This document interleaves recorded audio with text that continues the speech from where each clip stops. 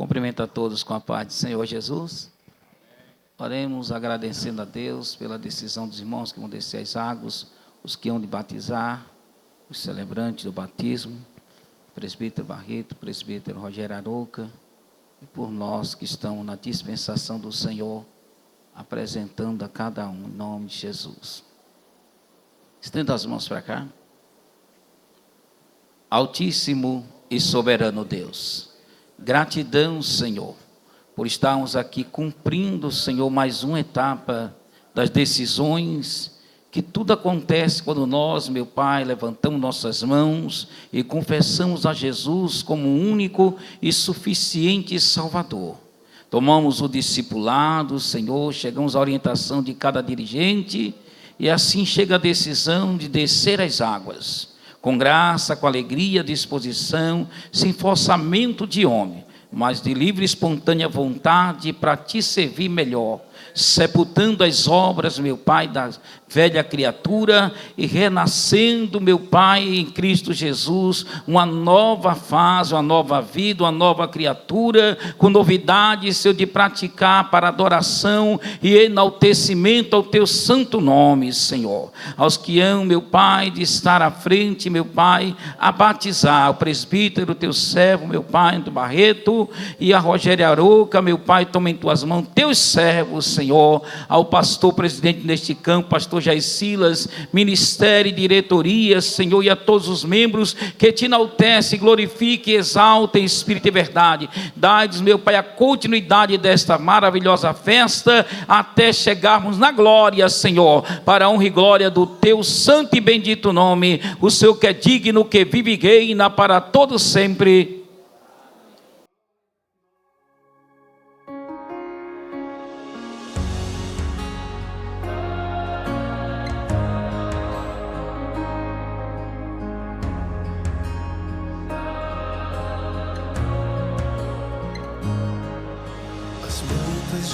Gerações rendidas em louvor, cantando ao Cordeiro uma canção. Os que em Ti se foram e os que hão de crer, cantando ao Cordeiro uma canção.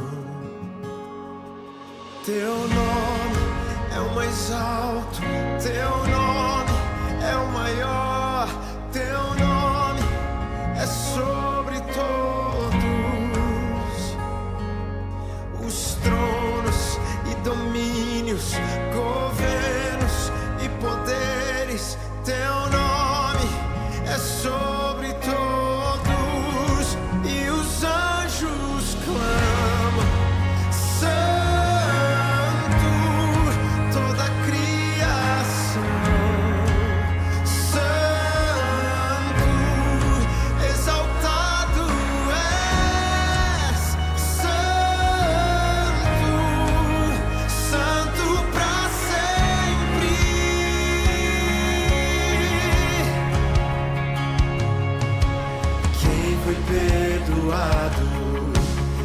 redimido foi.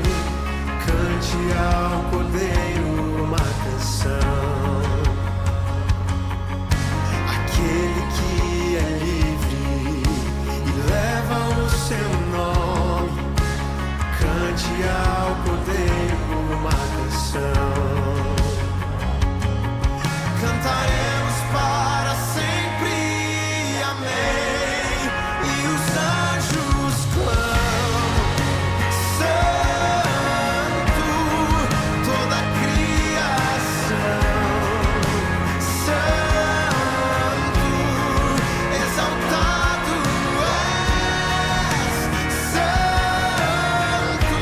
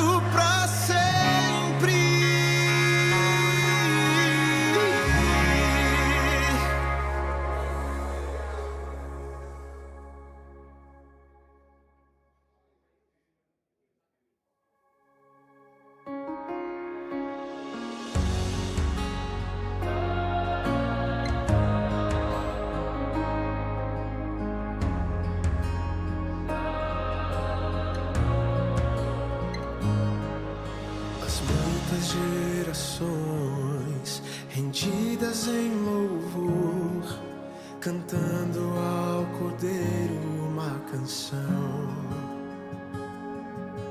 Os que em ti se foram e os que hão de crer, cantando ao Cordeiro uma canção.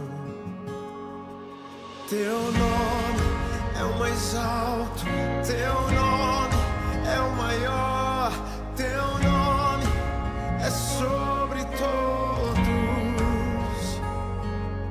Os tronos e domínios, governos e poderes, teu nome é sobre todos. E os anjos clamam: Santo, toda a criação, Santo. Glória a Deus. Fique em pé em nome de Jesus, adorando ao Senhor. Vem, Espírito de Deus, Vem, Espírito de Deus, o meu coração é o teu altar. O meu coração é o teu altar. Aleluia. Glória a Deus. Oremos ao Senhor. Meu Deus, queremos te louvar, agradecer o teu nome, pela oportunidade que o Senhor nos concede de estarmos aqui, pela tua graça, pelas tuas misericórdias. Agradecidos ao Senhor pelo batismo desses irmãos. Te louvamos pelas suas vidas, que o Senhor continue sustentando, Senhor, na fé, aguardando o dia do arrebatamento da igreja. Senhor, meu Deus, iremos iniciar essa parte, meu Deus, devocional, da parte da nossa escola bíblica dominical. Que o Senhor possa estar usando o teu filho, pastor Carlos Bezerra, neste resumo, Senhor, da nossa revista, e que o nome do Senhor continue sendo glorificado hoje e sempre. Amém. Podeis assentar em nome de Jesus, pastor Carlos Bezerra.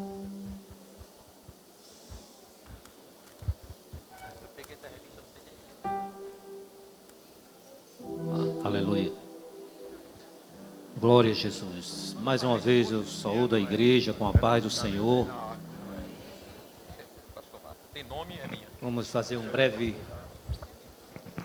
resumo da nossa lição hoje. Primeiro dia do mês de junho. Estamos a concluir um semestre. E hoje é a lição de número 9, 1º de junho de 2025, cujo tema é o caminho, a verdade e a vida. Tem algum irmão, irmã com a revista que possa dizer o texto áureo? Quem pode dizer o texto áureo?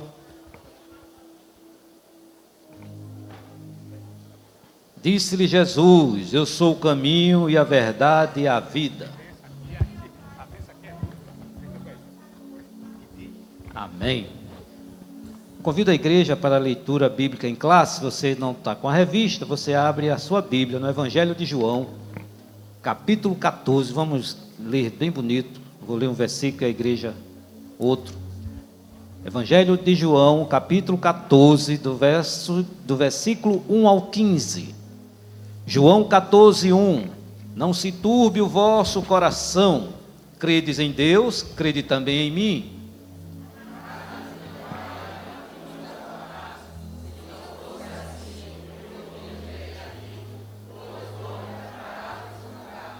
E se eu for e vos preparar lugar, virei outra vez e vos levarei para mim mesmo, para que, onde eu estiver, estejais vós também.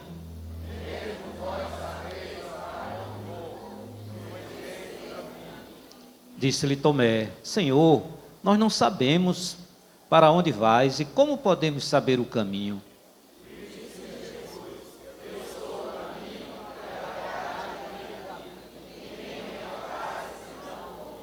Se vós me conhecesseis a mim, também conhecereis a meu Pai, e já desde agora o conheceis e o tendes visto.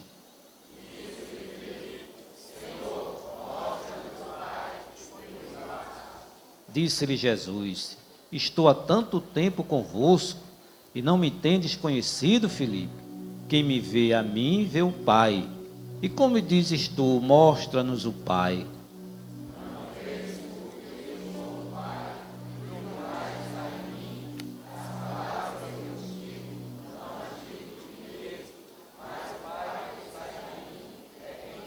As obras. Crede-me que estou no Pai, e o Pai está em mim. Crede-me ao menos por causa das mesmas obras.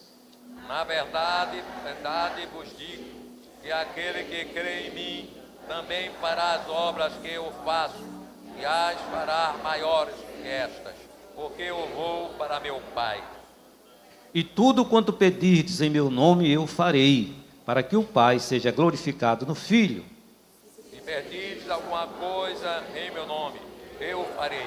Se me amardes, guardarei os meus mandamentos. Podeis assentar. Amém. Meus amados irmãos, nós vimos estudando, esse trimestre o Evangelho de João, e hoje o capítulo 14, nesses versículos aqui, fixando no versículo 6. Disse-lhe Jesus: eu sou o caminho e a verdade e a vida. É o tema da lição de hoje, cujo objetivo é apresentarmos a dimensão bíblica do consolo e das promessas do Senhor Jesus Cristo. Discernir a respeito das diferentes formas de dúvidas e incerteza, bem como as certezas e convicções na caminhada cristã. E nos conscientizarmos que Jesus é o único caminho, é a verdade absoluta, é a fonte de vida eterna. Então, nos tópicos, consolo, primeiro tópico, e promessa do Senhor Jesus Cristo, o caminho, a verdade e a vida, primeiro subtópico, o consolo no cenário de angústia, o segundo, e uma promessa gloriosa no terceiro. O segundo tópico, o autor traz dúvidas, incertezas e enganos no caminho com Cristo. Há dúvidas, há incerteza. Nós lemos e conhecemos que aqueles apóstolos que conviviam com Jesus, perguntando, o caminho, perguntando para mostrar o Pai. E o comentarista ele traz aqui a dúvida de Tomé, as incertezas de Pedro e Felipe, o engano de Judas Iscariotes. E no terceiro e último tópico, o autor ele traz caminho, verdade e vida. Primeiro subtópico, eu sou o caminho. O segundo subtópico, eu sou a verdade. E o terceiro, eu sou a vida. E eu quero compartilhar nesses poucos minutos uma reflexão de um comentarista sobre este tema. Jesus, o caminho, a verdade e a vida. Então, a autodeclaração de Jesus, que nós lemos aqui, eu sou o caminho, a verdade e a vida, 14:6 de João, não é uma simples retórica, mas é uma revelação condensada da plenitude da sua identidade divina. Então, em uma única frase, Jesus resume toda a teologia da reconciliação entre Deus e os homens. Ele está expressando nessa frase não apenas o meio como devemos chegar ao Pai, mas a substância, o destino dessa jornada ao Pai. Então, Jesus Cristo, ao unir caminho, verdade e vida em si mesmo, ele está revelando que a salvação não é um itinerário fragmentado, mas é uma experiência integral enraizada nele, Jesus Cristo. E essa essa unidade, ela aponta implicitamente para a Trindade, pois a obra do Filho não é independente do Pai e nem do Espírito Santo.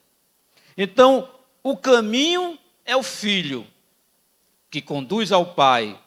A verdade é a revelação do caráter de Deus. E a vida é o fruto do Espírito que vivifica. Glória a Jesus. Então, meus irmãos, a declaração "eu sou o caminho, a verdade e a vida" de Jesus, ela é tanto cristológica como trinitária, pois ela manifesta a centralidade de Cristo para a salvação divina. Então, é um triplo, né? Eu sou, responde às inquietações dos gregos, né? Estávamos vivendo ali o helenismo, né? O domínio grego desde o 4º século antes de Cristo. Então, havia uma inquietação. Então, é importante entendermos o contexto que Jesus traz isso aí, que ele não está falando só para a igreja, mas estava falando para aqueles que estavam absorvidos ali pela filosofia grega, que os filósofos, eles indagavam como chegar ao bem, que é o caminho. O que é a verdade? Qual é o sentido da existência, da vida? Então, Jesus se coloca como a resposta definitiva para todas essas inquietações, para todas essas perguntas. Então, diz o Salmo 73, 24: com teu conselho me guiarás, e depois me receberás na glória.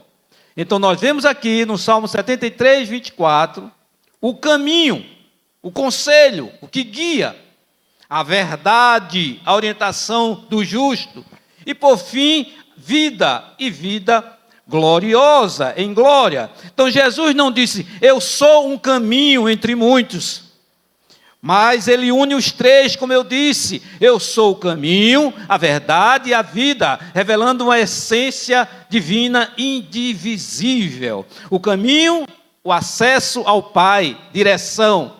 A verdade, a revelação do Pai, conhecimento. A vida, comunhão com o Pai, existência. Separar isso em conceitos isolados quebraria a totalidade óbrica salvífica de Cristo.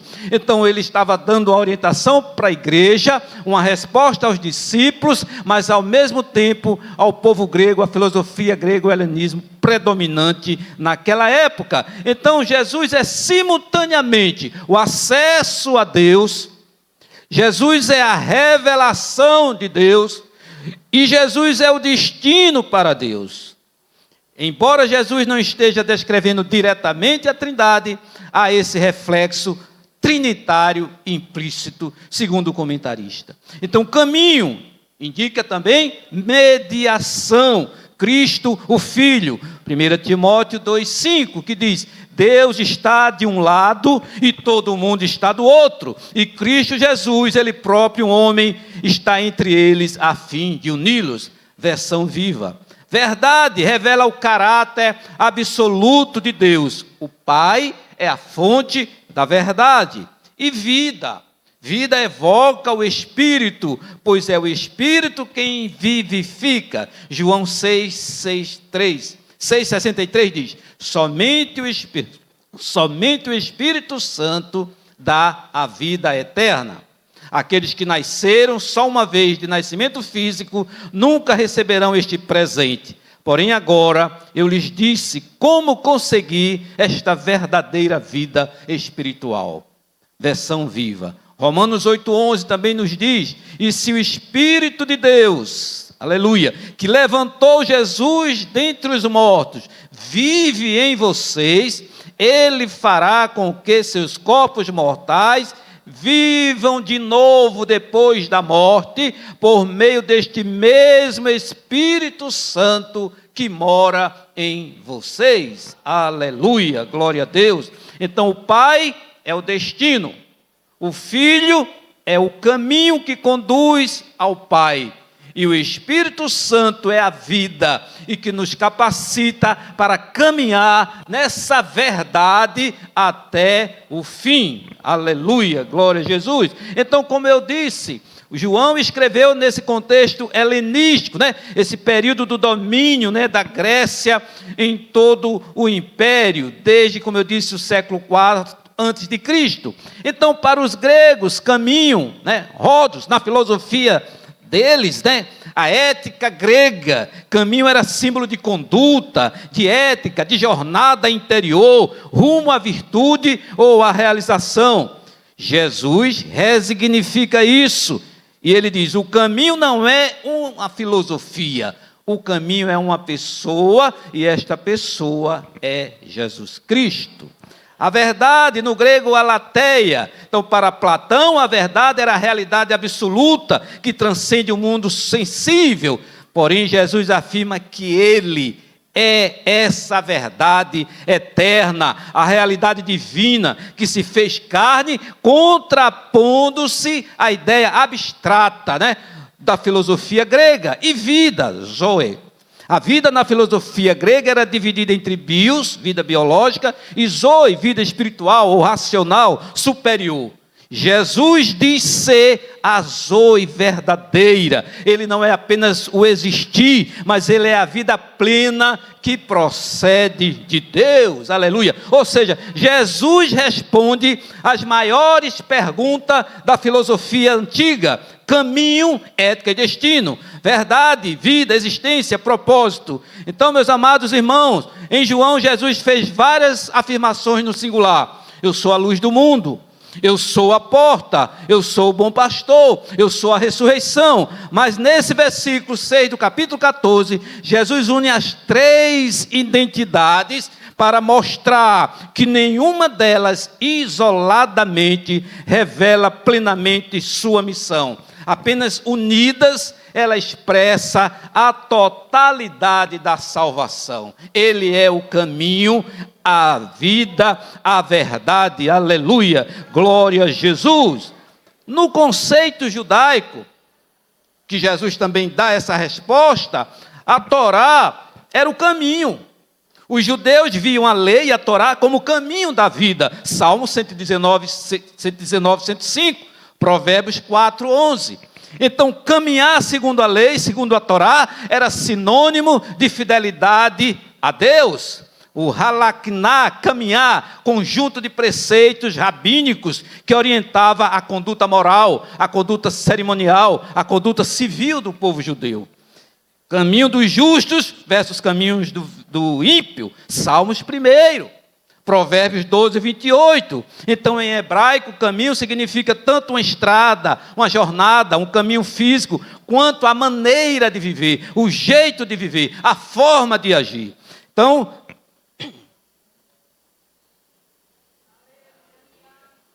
trazendo o pensamento judaico, o pensamento grego, Jesus traz estas respostas. No pensamento grego, o caminho da virtude, arete. Sócrates e Aristóteles, eles sabiam, entendiam que o caminho da sabedoria levava à felicidade moral, à felicidade racional, né? E a pluralidade das escolas filosóficas, né? O logos como via da razão. Na cultura romana, o caminho político e militar, Roma oferecia o caminho da honra, o caminho da glória, da cidadania, da força, né? Mas Jesus nos traz que Ele é o caminho, a verdade e a vida, dando por todos essa resposta. Então Jesus supera todos esses caminhos, judaico, grego, romano, e na atualidade, caminho da autoajuda, caminho do sucesso profissional, o caminho da espiritualidade alternativa, o caminho da ciência, o caminho dos algoritmos como guia de vida, e muitos tentando encontrar caminho nesse falso caminho, porque o caminho é Jesus Cristo. Ele supera todos esses caminhos, porque Ele ensina. Jesus não apenas ensina um caminho, Ele é o caminho. Mateus 5,17, Colossenses 2,8, João 18,36. Por fim, meus irmãos, para concluir, nós temos nesta manhã este breve resumo de que Jesus é o caminho não para um lugar, Jesus é o caminho para o Pai, para a vida eterna. Que Deus abençoe mais e mais. Eu agradeço a minha oportunidade em nome de Jesus.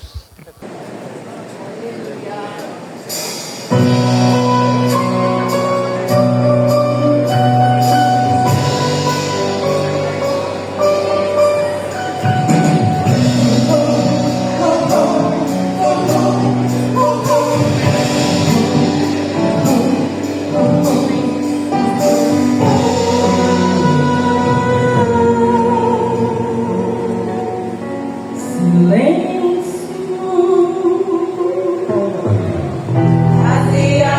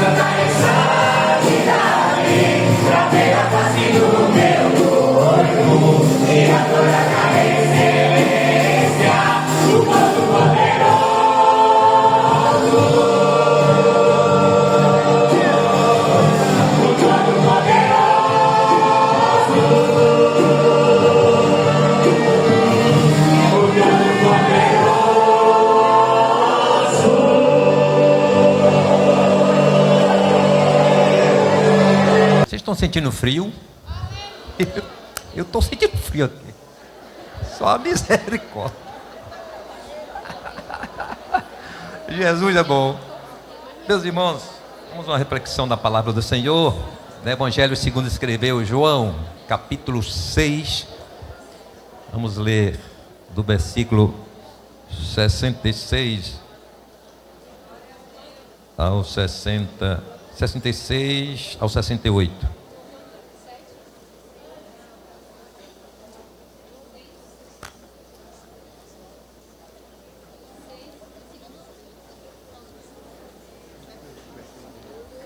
Muito bem. João, capítulo 6, do versículo 66 ao 68.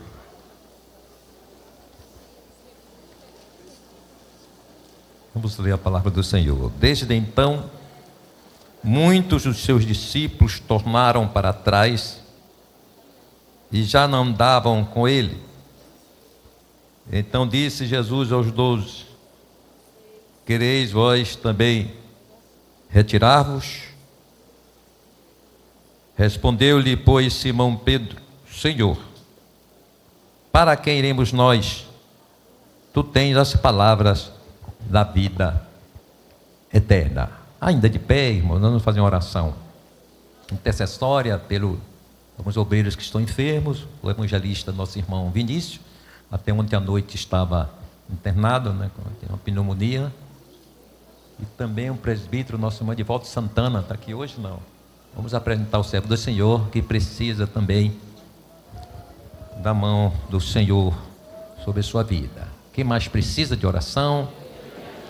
Glória a Deus. Senhor, estamos aqui, cheios da Tua graça, sentindo a Tua presença neste lugar.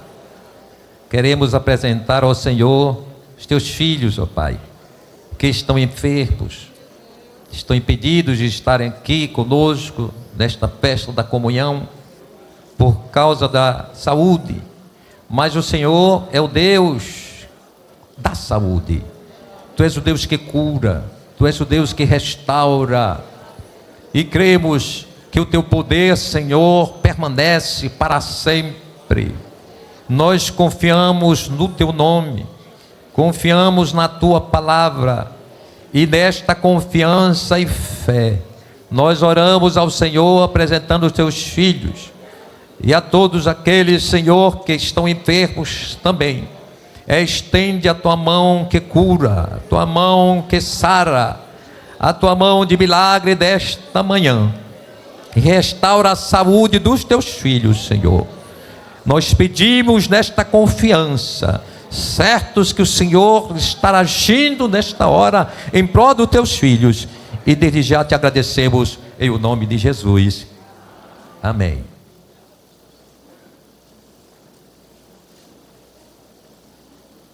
Meus irmãos amados, esse texto que nós acabamos de ler é um texto que todos nós já conhecemos, sabemos todo o seu contexto, mas eu quero, observando esses dois textos, trazer uma ministração da palavra do Senhor, aquilo que o Senhor tem colocado no meu coração. Para isso, necessito das vossas orações. O contexto aqui, irmãos, ele diz respeito a um momento que sucedeu a milagrosa multiplicação dos 5 pães, dos peixinhos e 5 pães, lá em Betsaida, quando a Bíblia diz quase 5.000 homens, sem considerar as crianças e as mulheres, portanto teriam mais de 5.000 pessoas ali, e todos eles foram alimentados naquela forma tão espetacular e gloriosa, operada por Jesus. E após este momento, esse milagre, o texto vai nos dizer, em todo o texto, a partir do início do texto do capítulo 6, a gente vai ver diversos fatos, mas vamos passar por ele, que Jesus, após aquele momento, Jesus despede-se da multidão e se refugia para orar, enquanto os seus discípulos, eles resolvem retornar para Cafarnaum e, portanto, eles pegam o barco e vão fazer essa travessia. E o texto vai dizer que já era madrugada, porque o texto diz que era na 4ª vigília da noite, entre as 3 e 5 horas da manhã. Os discípulos foram surpreendidos por um forte vendaval, uma tempestade, na verdade, e que agitava as águas e trazia risco aos discípulos, não é, de um naufrágio. E nesse momento, então, é que Jesus, ele decide retornar e vai caminhando por sobre as águas. E o texto vai nos dizer que os discípulos, não é, eles se assombram, porque só viram aquele vulto andando por sobre as águas e pensaram que era um fantasma e se assustaram. Mas logo eles se identificam com a aproximação de Jesus, que era o Senhor, que era o Mestre. E Pedro, para confirmar, para tirar qualquer dúvida, ele pediu para que o Senhor, no entanto, permitisse, chamasse, que ele caminhasse por sobre as águas. E assim, o Senhor fez, o convidou, e ele caminhou por sobre as águas, e permaneceu assim até quando, assombrado com a tempestade e com as águas tumultuosas, ele então vem a dúvida, vem a insegurança, e ele começa a afogar-se, o Senhor o socorre. Certo é que Jesus chega ao barco, adentra o barco, a tempestade é cessada, e os discípulos ficaram ali admirados, ficaram perplexos, e mais uma vez eles confirmaram, reafirmaram a sua confiança, a fé de que Jesus era realmente o Filho de Deus, o Messias. Por fim, eles chegam a Genezaré, e a multidão ali avisada que Jesus estava na região. E ali vieram, o texto diz, muita gente que foram curados por Jesus. Mas naquela multidão havia muita gente que estava ali por conta da multiplicação dos pães, dos peixes. O interesse deles era comida, era tirar proveito. Comer sem pagar, 0,800 é bom. E ele estava ali no 0,800, comendo. O interessante para eles era a comida, não era Jesus. Mas a comida era o que Jesus fazia, não é? Tomara que não tenha crente assim, que se interesse por Jesus, não porque ele quer, pelo que ele é, mas porque ele proporciona. Nós devemos servir a Deus pelo que ele é. O que ele vai nos dar é consequência, graça, é misericórdia. Louvado seja o nome do Senhor Jesus. Mas algo interessante acontece ali, é que Jesus aproveita aquele momento que do pão, ele diz que aquela multidão estava ali, grande parte deles no interesse de pão. Jesus aproveita-se, faz a utilização de uma metáfora, fazendo ali uma referência do pão a si mesmo. E no versículo 26, 27 do mesmo capítulo, a gente vai ver, dizendo assim: Jesus respondeu-lhe e disse: na verdade vos digo, que me buscais não pelos sinais que vistes, mas porque comeste do pão e vos saciaste. Aí Jesus diz: trabalhai, não pela comida que perece, mas pela comida que permanece para a vida eterna, a qual o Filho do Homem vos dará, porque a este o Pai, Deus, o selou. Aí Jesus começa a causar uma confusão mental naqueles que estavam ali interessados em comer o pão. E Jesus agora diz que eles precisavam agora ser alimentados por outro tipo de pão, por outro tipo de comida. Comida não perecível, mas uma comida que promoveria a vida eterna. E aí a gente vai observando no segmento do texto que a pregação de Jesus, o discurso de Jesus vai tomando uma dimensão ainda mais impactante e gerando uma grande murmuração entre os que ali estavam, e principalmente escribas e fariseus. Eles acharam absurdo a sua pregação, quando ele diz que ele que era o pão da vida, e que não comesse desse pão não teria parte com ele. Versículos 48 a 51 e 56, digo 48 a 56, a gente vai ver que ele diz assim: eu sou o pão da vida, vossos pais comeram maná no deserto e morreram. Este é o pão que desce do céu, para que o que dele comer não morra. Eu sou o pão vivo que desceu do céu. Se alguém comer deste pão, viverá para sempre. E o pão que eu der a mim é a minha carne, que eu darei pela vida do mundo. Então aí eles estavam ali, que absurdo, comer da carne de Jesus. Como é que pode isso? Aí Jesus aprofunda mais ainda.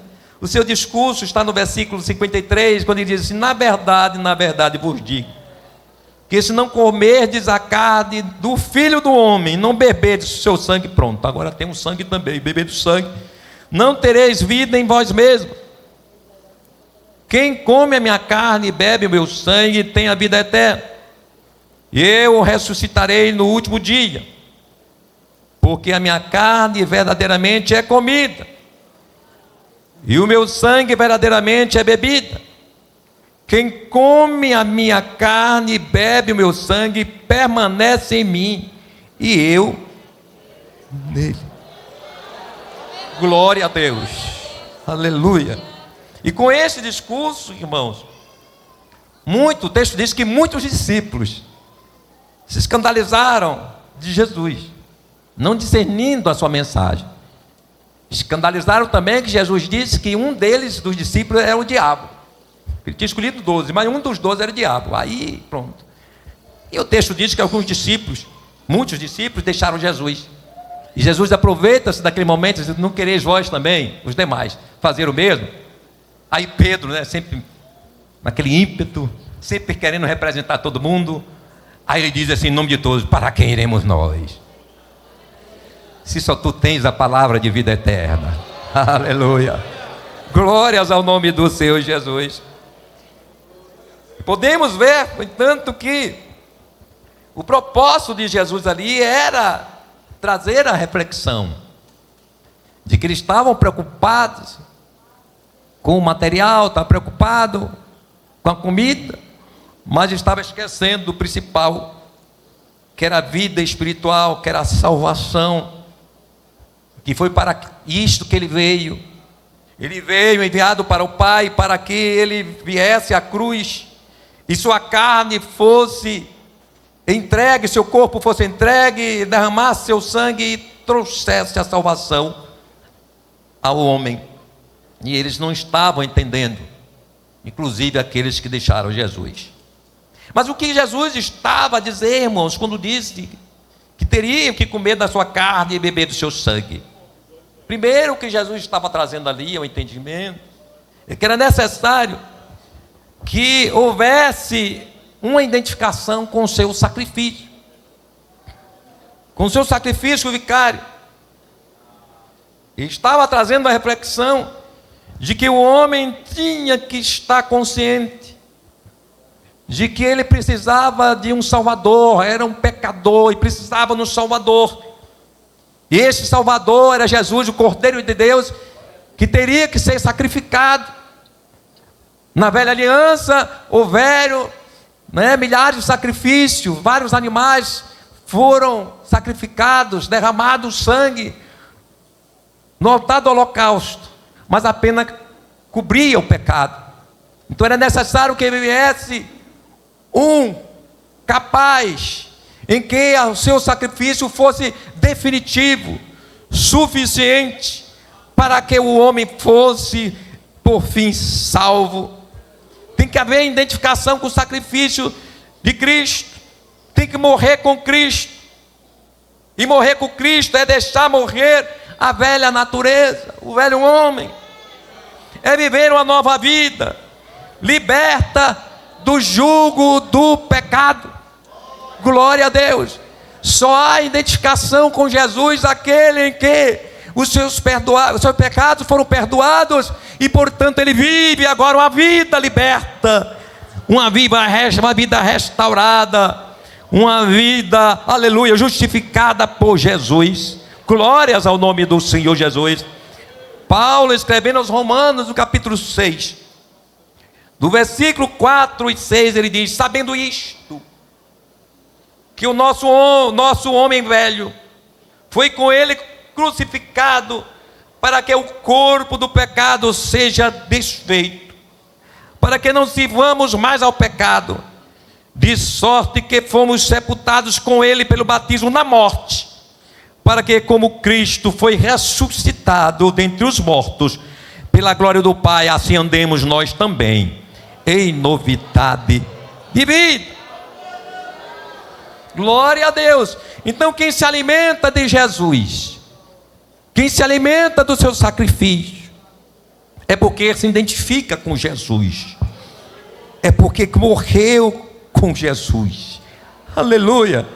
E essa morte é morte que produz vida,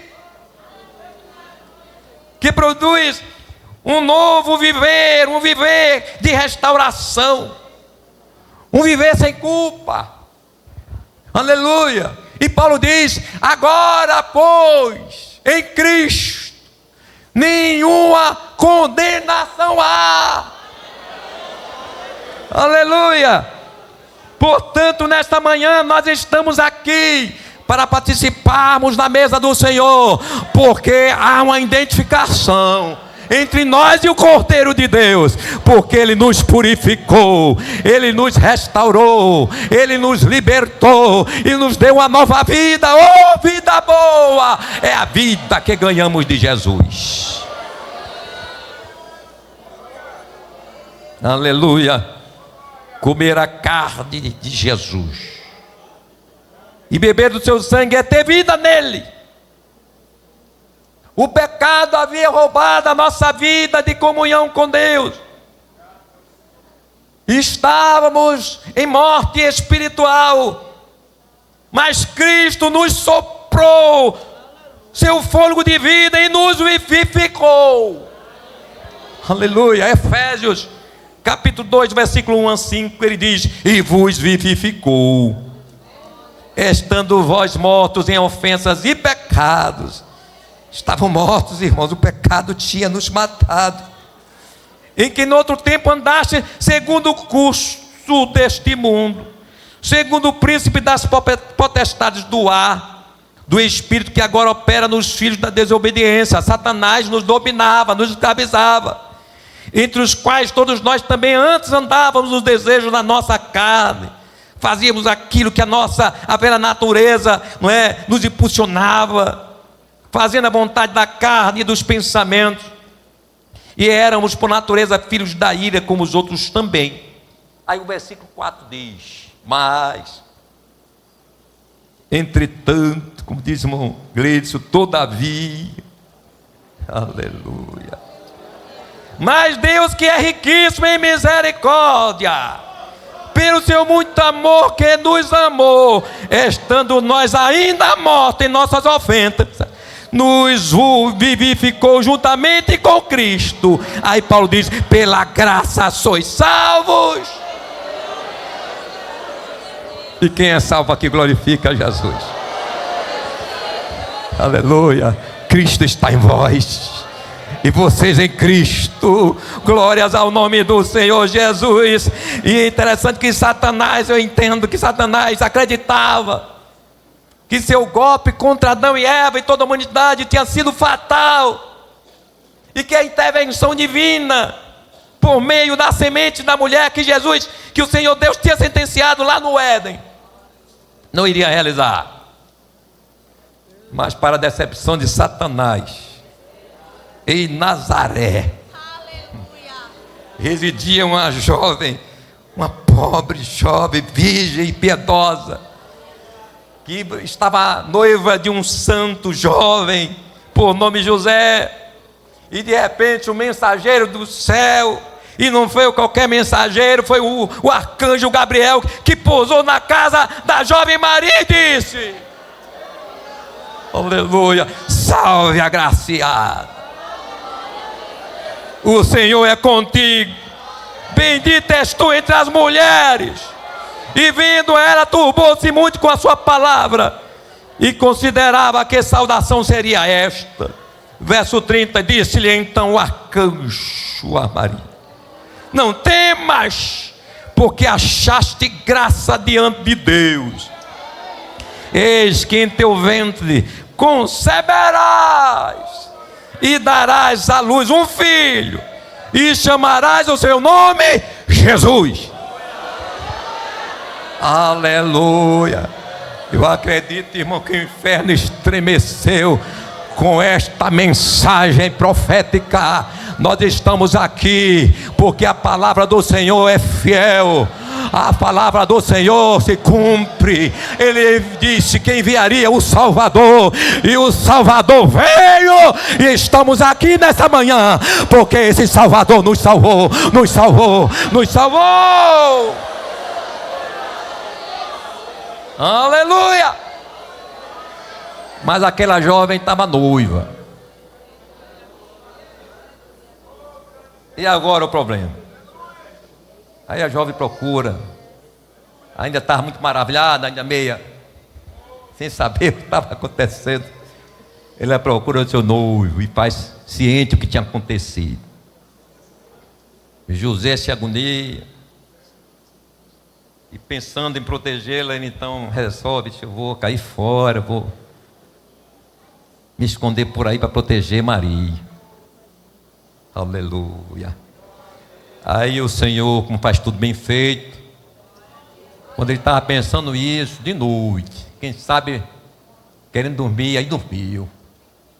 Aí o Senhor mandou um anjo numa visão. E o texto diz, está em Mateus 1, versículo 20 e 21, e diz: e pensando ele nisto, eis que em sonho lhe apareceu um anjo do Senhor, dizendo: José, filho de Davi, não temas receber a Maria, tua mulher, porque o que nela está gerado é do Espírito Santo. E dará à luz um filho, e chamarás o seu nome Jesus, porque ele salvará o seu povo dos seus pecados. Glória a Deus. Estamos aqui porque Deus é poder. Satanás tem tudo e tudo, irmãos. Usou Herodes para querer matar os meninos tudo, e Jesus foi poupado. Aleluia. Vieram tantas perseguições, tantas tentativas, mas Jesus ia crescendo. O menino nasceu e lá vem o menino crescendo. Aleluia. E tornou-se adulto. E ele inicia a sua missão de restauração da comunhão do homem com Deus. E eu ainda fico naquela crença de que Satanás ainda insistia, que impediria o propósito de vida. Mas Jesus chega ao Calvário. Estou aqui resumindo. Jesus chega ao Calvário. E por fim é pregado na cruz, morre, é consumada a obra redentora. E o inferno silencia. Quem sabe acreditando que Jesus não ressurgiria. Eles não fizeram festa, aqui é uma conjectura minha. Eu imagino que eles estavam ali ainda no silêncio, mas acreditando, alguma coisa vai dar errado. Mas, ao terceiro dia, oh glória a Deus, vai aquelas santas mulheres perfumar lá a sepultura, o corpo de Jesus. E quando chegaram lá, viram uma coisa estranha, a pedra estava removida. Aleluia. E quando chego ali, a Bíblia diz que estava um varão vestido de branco, e disse àquela mulher: a quem procurais entre os mortais? Ele não está aqui, mas ressuscitou. Aleluia! Meus irmãos, se Jesus não houvesse ressuscitado, tínhamos ficado somente no sepulcro. Mas Jesus ressuscitou. E aqui, quem está vivo, levante a mão, levante a mão. Estamos aqui vivo, e com direito à vida eterna, porque Jesus ressuscitou. E além do mais, Apocalipse 1,18, na contemplação de Jesus que João teve, ele diz: aleluia, e o que vive foi morto, mas eis aqui estou vivo para todo sempre, amém. E tenho nas mãos a chave da morte e do inferno. Aí, irmão, o negócio pegou para o inferno, pegou para Satanás. E Satanás aí perdeu sua está todo desorientado, está desorientado pela ressurreição de Jesus. Jesus ainda, opa, quem manda agora aqui no inferno, quem manda na morte, sou eu. Aleluia! Oh Jesus, Ele é o soberano. Satanás perdeu, está derrotado, e a Bíblia diz que ele será lançado com o inferno no lago de fogo, e esse dia vai chegar. Glórias ao nome do Senhor, mas nós já estamos livres dele. Aleluia! Glória a Deus! Então sabemos muito bem que temos vida nele. Na sua morte e ressurreição, Jesus assumiu a nossa vida, e passamos a ter vida nele. Agora Cristo, Ele é o pulsar da nossa existência. E somos dele. 2 Coríntios 5,15, Paulo diz: e Ele morreu por todos, para que os que vivem não vivam mais para si, mas para aquele que é por eles, aquele que morreu e ressuscitou. Em Atos 17, 28, porque nele vivemos, e nos movemos, e existimos, como também alguns dos nossos poetas disseram, pois somos também sua geração. O nosso eu, escravo do pecado, morreu, agora é vida nova em Cristo. 2 Coríntios 5,17, portanto, se alguém está em Cristo, é nova, as coisas antigas já passaram, e eis que surgiram coisas novas.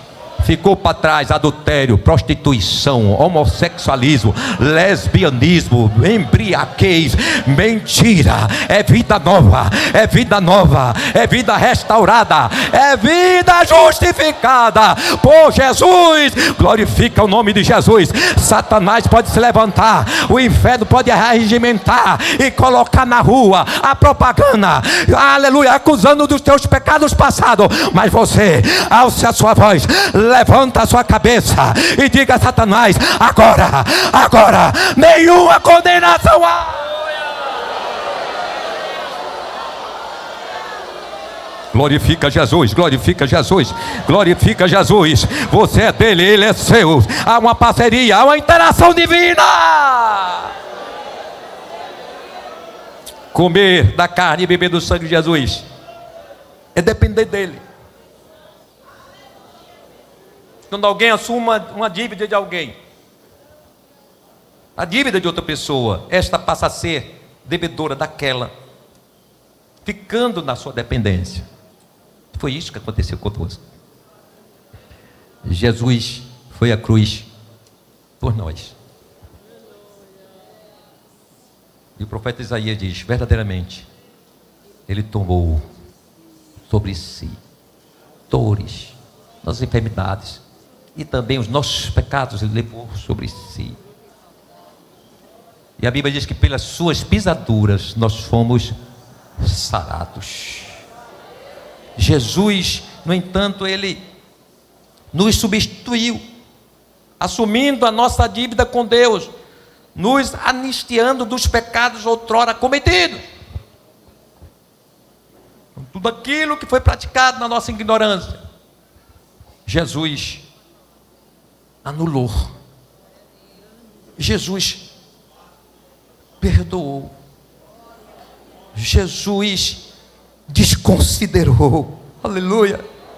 E Colossenses, Paulo escrevendo no capítulo 2, 14, ele diz: havendo riscado a cédula que era contra nós nas suas ordenanças, a qual de alguma maneira nos era contrária, e atirou no meio de nós, cravando na cruz. Então na cruz Jesus, ele nos substituiu. Na velha aliança, quando o sacerdote ia oferecer em sacrifício o animal, era regra, era lei, colocar a mão na cabeça do animal. Ali era um sinal dizendo que aquele animal estava agora substituindo, assumindo os pecados, o pecado daquele ou daqueles por quem aquele animal seria sacrificado. Jesus, ele assumiu a nossa culpa, os nossos pecados, e ele nos resgatou do domínio do inferno e nos colocou em privilégio no seu reino. Colossenses 1, 13 e 14 diz: o qual nos tirou da potestade das trevas. Irmãos, uma das grandes revoltas de Satanás é porque Jesus nos tirou da mão dele. É por isso que fica à espreita da gente, nos sondando, observando se tem alguma fraqueza que ele possa entrar, alguma brecha. Ele é revoltado com você, porque ele perdeu o seu domínio, porque ele agora não manda mais na sua vontade. Hoje, agora, quem manda na sua vida é aquele que morreu por você, é Jesus. Satanás se apresenta, mostra os seus, o seu alimento, tudo aquilo que ele, a sua mesa farta, mas aí o crente olha, estou longe, Jesus me comprou, Jesus me restaurou, eu não mais me submeto a Satanás, porque Jesus me restaurou, Jesus me restaurou, Jesus me restaurou. Foi uma compra com sangue. 1 de Pedro 1, 18, 19, sabendo que não foi com coisas corruptíveis. Essa substituição foi compra, Jesus comprou, nos assumiu. Como prata ou ouro, que fostes resgatados da vossa vã maneira de viver, que por tradição recebeste dos vossos pais, mas com o precioso sangue de Cristo, como de um cordeiro imaculado e contaminado. Quem come da carne e bebe do sangue de Cristo, tenha consciência que é uma dívida de gratidão com Cristo. Isso é importante. Nunca esqueça, não devemos esquecermos do que Deus fez por nós. E aí agrega muita coisa, porque tudo que somos, que temos, tem alcançado, talentos, dons, é graça, misericórdia, oriundas da cruz, do sacrifício de Jesus. A gente não pode esquecer disso. Não podemos de forma alguma estar se gloriando porque se tem uma bela voz. Não pode se envaidecer pelo resultado da pregação, que Deus está te usando, está salvando pessoas, está até curando. Não se envaideça pelo ministério que você exerce. Estamos aí para receber os obreiros para serem consagrados. Não fique vaidoso. Já vou falando de antemão aqui, não se vaideça. Isso não é mérito não, é graça, é misericórdia, é obra de Jesus na sua vida. Glórias ao nome do Senhor Jesus. Não se envaideça, não envaideça, mas glorie-se em Cristo. Paulo diz em Gálatas 7,14: mas longe esteja de mim gloriar-me, a não ser na cruz de nosso Senhor Jesus Cristo, pelo qual o mundo está crucificado para mim e eu para o mundo. Aí Paulo diz, Romanos 11:36, porque dele, e por ele, e para ele, são todas as coisas, são todas as coisas, são todas as coisas. Glória, glória, glória, pois a ele eternamente, amém. Levante sua mão, glorifica Jesus, glorifica Jesus. O que você é, o que você tem, o que você alcançou, o que você vai alcançar, o seu carro, seus bens, sua família, seu ministério, seu talento, é Jesus, é Jesus, é graça, é graça, é graça.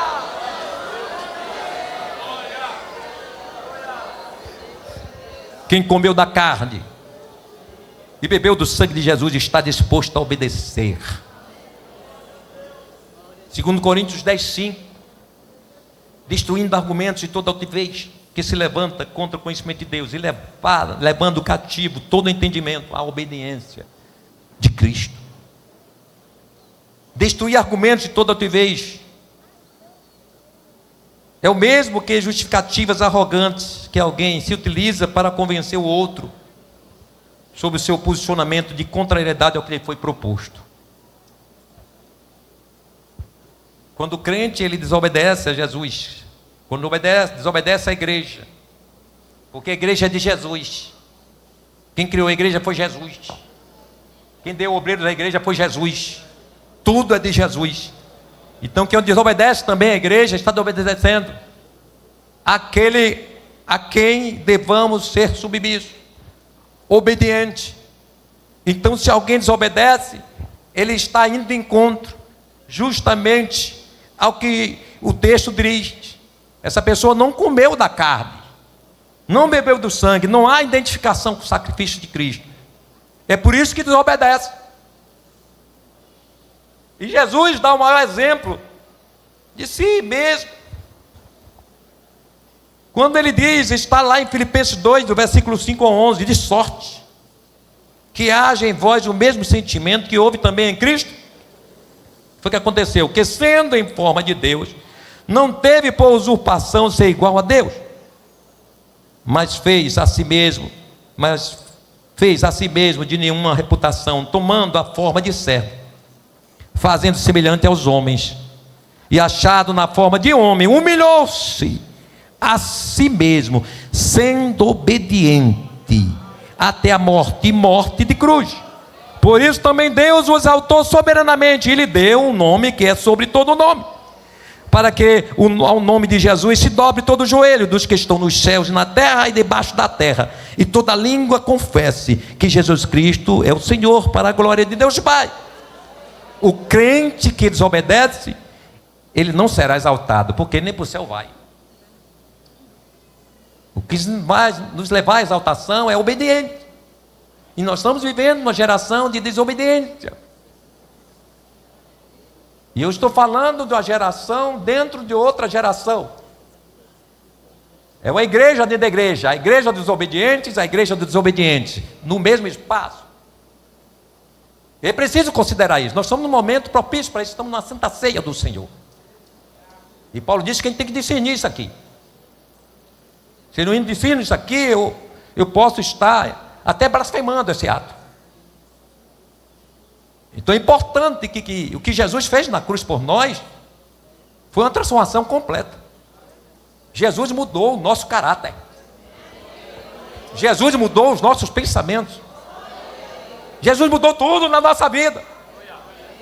Se não houver essa mudança, é porque está faltando alguma coisa. E é preciso a gente estar refletindo. Porque a desobediência a gente sabe de quem é oriunda. E ninguém é filho daquele sujeito. Aqui eu creio, só tem crente filho de Deus. Mas se você está tentado ou foi tentado a mentir, Jesus está presente aqui. E Ele é perdoador. Ele é misericordioso. E se você confessar, se arrepender, confessar, o Senhor vai te perdoar. E você vai estar dentro do contexto da obediência. Aleluia! E é importante esse momento, porque isto é espiritual, irmão. E a gente tem que entender isso. Isso não é simplesmente um rito, que é um normativo da igreja, é um normativo da igreja, inclusive. É mais do que isso. Isso aqui é um testemunho real. Real.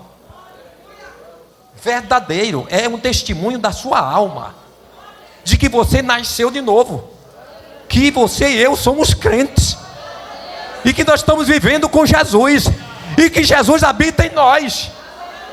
E quando eu tomo a Santa Ceia com pendências, eu estou blasfemando, eu estou lançando por terra o sacrifício de Jesus. E eu espero que esta manhã aqui não tenha ninguém nesta condição. Mas se tiver, você tem oportunidade. Porque com Deus, irmãos, a gente não pode brincar. Deus é santo. Santo. E santo. Deus é puro. Quando nós erramos, pecamos e não confessamos, estamos maculando as vestes de Jesus. Estamos maculando o corpo de Cristo, a igreja. Mas nesta manhã,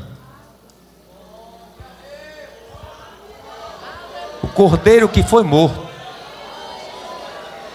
que derramou o seu sangue na cruz, o sangue poderoso. E este sangue é poderoso, eficiente e eficaz para nesta manhã, ei Jesus, lavar, purificar, limpar. E você está participando deste momento glorioso com sua consciência tranquila, livre de qualquer condenação. Oh, em nome de Jesus, Deus está falando nesta manhã para nós. Eu sou santo, eu sou santo, eu sou santo, eu sou amor, mas também eu sou justiça, justiça, justiça e justiça. Quem come da carne e bebe do sangue do Cordeiro vive um novo tempo de graça e plenitude espiritual. Quando Jesus diz que come a minha carne e bebe do meu sangue, permanece em mim e eu nele, aqui traz o sentido também de plenitude espiritual. E nesta manhã nós estamos aqui reunidos, irmãos, em volta da mesa da comunhão de Cristo. E simbolicamente nós vamos comer da carne e beber do sangue do Cordeiro de Deus.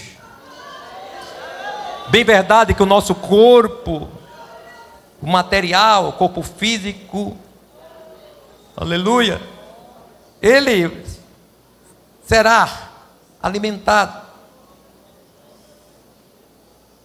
mas nossa alma e espírito serão alimentados pelo pão espiritual que é Cristo. É verdade também que essa simbologia, quando nós comemos, nosso corpo também, ele é impactado pelo efeito da morte de Cristo. E é importante a gente observar que quem é alimentado por Cristo é saciado nele, em tudo na sua vida. E aí eu pergunto, por que tantos crentes insaciáveis? Quantos crentes, irmãos, que há um espaço vazio na vida dele, ele não consegue viver uma plenitude de graça com Deus, ele carrega sobre si ainda um pesado fardo de tantas coisas, e preocupação com isso, com aquilo, não consegue adorar o Senhor de maneira mais espontânea, mais total, há um impedimento. Se a morte de Jesus nos trouxe justamente essa plenitude de graça, aquela vida atrofiada, aquela vida atrapalhada, aquela vida de opressão ficou na cruz. Foi por isso que Jesus foi oprimido, mas quando ele ressurgiu, vida nova, vida nova, vida nova. Oh, recebe vida nova nesta manhã. Seja restaurado pelo poder do nome de Jesus. Glórias ao nome do Senhor. A nossa vida agora é completa. Tem alegria e alegra os outros. Tem consolo e é consolador. Tem paz e é pacificador. Tem amor e ama o próximo. É perdoador e pede perdão. Tem graça e espalha contentamento espiritual. Tem misericórdia e é misericordioso. Tem libertação, salvação, é morada do Espírito Santo, tem o nome escrito no livro da vida, tem morada reservada no céu. E não para aí não, fica em pé em nome de Jesus, para você se alegrar mais, ficar mais à vontade, aleluia, para glorificar Jesus. Nós estamos na Santa Ceia, mas é a Santa Ceia pentecostal. E Jesus pode batizar com o Espírito Santo nessa manhã. Você que está aí, quem sabe, enferrujado, há muito tempo não fala línguas estranhas, Jesus vai destravar essa língua. Jesus vai destravar essa língua, vai enferrujar. E você vai falar línguas, vai falar línguas novamente, para a glória do Senhor. Mas aí não para. Ele tem à sua disposição poder, tem à sua disposição unção, tem à sua disposição línguas estranhas, tem dons espirituais, tem disponível para nós a autoridade na palavra, tem fé, tem cura da alma e do corpo. E mais, ele diz assim: eu vou assentar vocês num contexto divino, numa dimensão acima do que você imagina. Eu vou te assentar nas regiões celestes, em Cristo Jesus. Pode chover canivete, pode pegar fogo neste mundo, mas você continua assentado nas regiões celestiais em Cristo Jesus. Alegra teu coração. Quem sabe Satanás essa semana tentou te entristecer. Você está aqui pela misericórdia, vem se arrastando, mas Jesus te trouxe aqui para quê? Para alegrar teu coração. Recebe a alegria do Jesus que foi morto, mas ressuscitou. O nosso Jesus está vivo, vivo, vivo, vivo para sempre. Recebe vida, recebe vida, vida abundante, vida abundante, vida abundante. Fale mistério, fale mistério, fale mistério. Se alegra na presença do Senhor, glorifica Jesus, se solta diante do Senhor, abre teu coração, para essa timidez, glorifica, glorifica, glorifica, glorifica. Aleluia, aleluia, aleluia. Aleluia, sinta a presença de Jesus. Sinta a presença de Jesus. Sinta a presença de Jesus. Você venceu mais uma vez. Você venceu mais uma vez. Satanás perdeu, porque você está aqui, cheio da graça, cheio da alegria, cheio de esperança, cheio de fé, esperando Jesus voltar. Ora aí.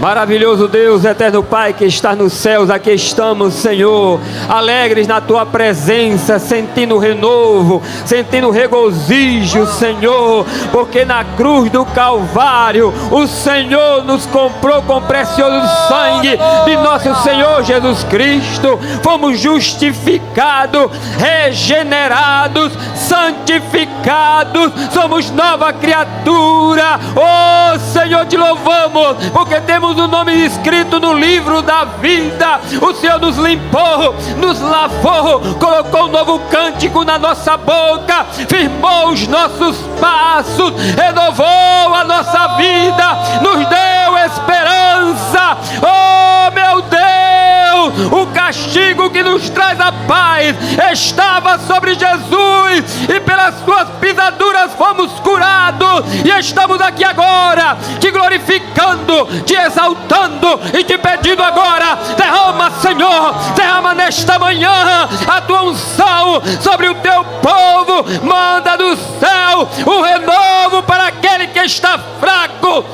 a alegria para aquele que está triste, a fortaleza para o debilitado. Oh meu Deus, vem nesta manhã levantar o caído, trazer esperança para o que está desesperado, e que nesta manhã, meu Deus, haja batismo com o Espírito Santo. Batiza, Senhor, batiza agora, batiza, batiza, Senhor, renova, renova, renova, renova, cura, cura, Senhor, agora, cura agora, cura, liberta a mente cativa pelo diabo, liberta agora, em nome de Jesus, em nome de Jesus, Senhor. Oh, abre os nossos olhos agora, abre os nossos olhos espirituais agora, abre, Senhor, para vermos a tua grandeza, para que vemos o Senhor assentado sobre o alto e sublime trono, cheio de majestade, cheio de glória, em nome de Jesus, em nome de Jesus. Eu quero ser levado. Aleluia! Assente-se glorificando a Jesus. Jesus está aqui, Jesus está aqui, Jesus está aqui. Aleluia! Glória a Deus. Eu só os irmãos com a paz do Senhor, amém? Estou grata a Deus por essa oportunidade de estar aqui louvando com os irmãos. Eu quero convidar meu irmão Eliud para vir adorar o Senhor comigo.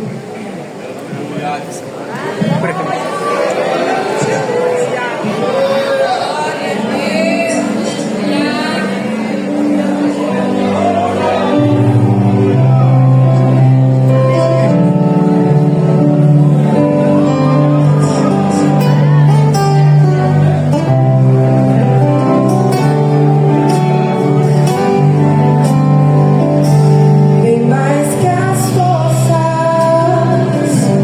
poder e rei.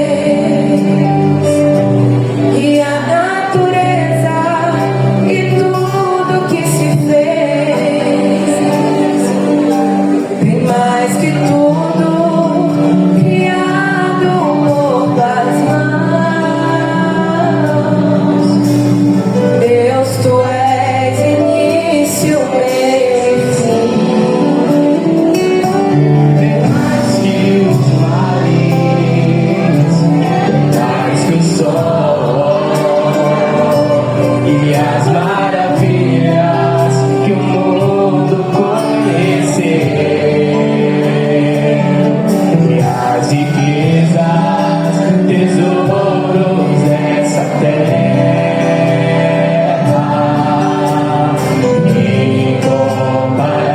incomparável és pra mim. Por amor, sua vida